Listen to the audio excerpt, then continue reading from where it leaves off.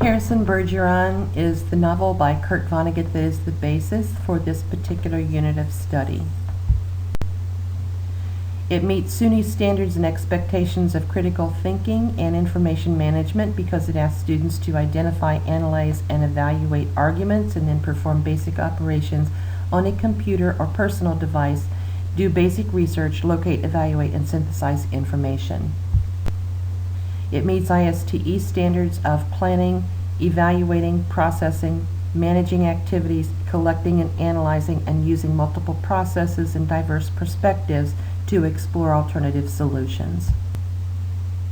I chose the Dick and Carey model of instructional design because it provided almost for a living document in the middle of knowledge and how that database would change and grow as students learned more.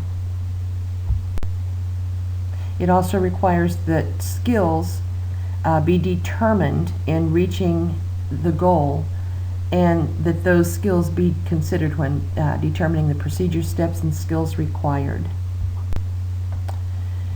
The instructional goals include students being able to reliably and accurately analyze material for the purpose of identifying credible sources and documents, and then to be able to use those materials for putting them in their own essay. Third requirement of the Dick and Carey model is for the designer to determine which skills the learners must bring to the learning task before planning out the rest of the unit. I have to know my learner characteristics when they are non-traditional in a setting. They are enrolled in Writing 2. Most are non-traditional students who are over 25. Many are married. Most have jobs. NCCC is a SUNY campus offering a no admissions criteria experience for students. Many of them plan to transfer at some point, and as learners they lack practice in writing, and they also lack confidence in pursuing questions and unsure of how to go about retrieving information they need. Students will provide a unified and coherent piece of writing with no fewer than 6 sources cited in MLA format. They will craft a 6 to 8 page essay with no more than 5 minor errors, and they'll be able to identify credible sources based on these 3 concepts. This is a summative assessment with many opportunities for formative assessments along the way.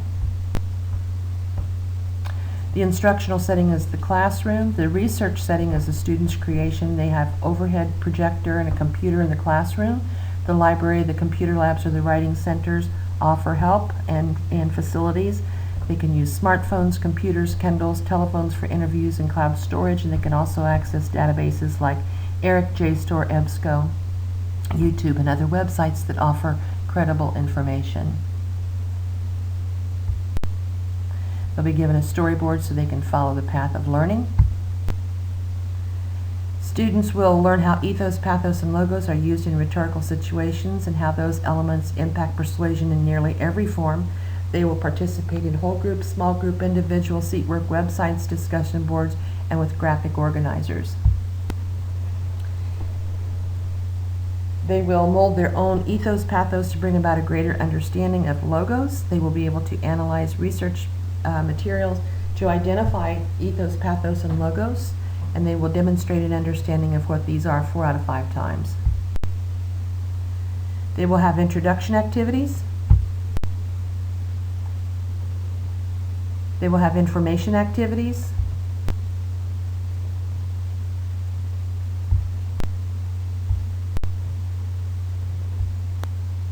They will have Blackboard activities to print out, complete, and bring in for discussion. They will have discussion board for online engagement in discussions.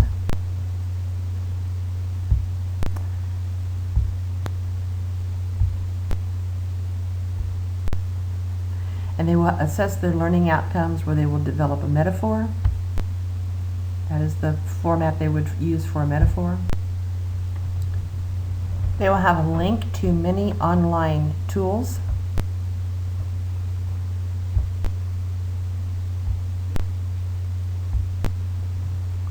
For a final product assessment, they will use a rubric to do a peer evaluation, and I will use that same rubric to do a final grade on a summative essay.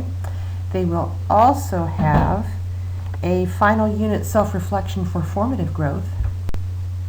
given through SurveyMonkey. The instructional design unit would be evaluated by CIPP because it allows me to consider how students would critically analyze and consider materials in the classroom and outside of the classroom.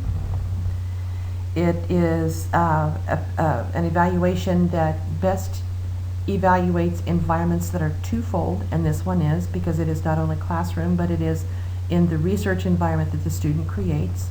The classroom provides them with laptop, dock camera overhead. All students can bring their own device. Wi-Fi is provided. School library has multitude of resources, and there are 2 writing labs on each floor. Students are required to have internet connection outside of school, so that piece of design would work well with the project, and there's IT support available 24/7.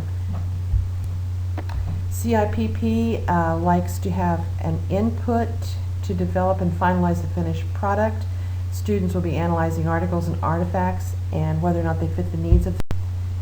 They are continually critiquing and evaluating materials and encouraged to share that information, so the database is constantly changing. Students can use whatever format they want to for formative evaluation, but they have one similar end product that they complete.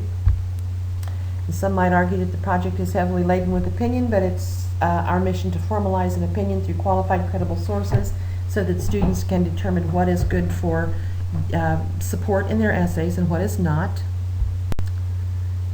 My references. Thank you.